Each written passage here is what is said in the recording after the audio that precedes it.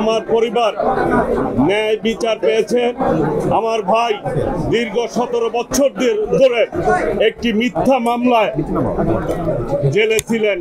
আজকে আমার পরিবারের পক্ষ থেকে এখানে আইনজীবী যারা রয়েছেন তাদেরকে আমি ধন্যবাদ জানাচ্ছি, সাধুবাদ জানাচ্ছি এবং আজকে এই রায়ের মাধ্যমে প্রমাণিত হয়েছে যে মামলাটি সম্পূর্ণ মিথ্যা ছিল, ভিত্তিহীন ছিল এবং আমরা ন্যায় বিচার পেয়েছি। এতে আমরা পারিবারিকভাবে খুশি হয়েছি এবং আল্লাহ রাব্বুল আলামিনের কাছে শুকরিয়া জ্ঞাপন করছি। আলহামদুলিল্লাহ, আলহামদুলিল্লাহ, আলহামদুলিল্লাহ।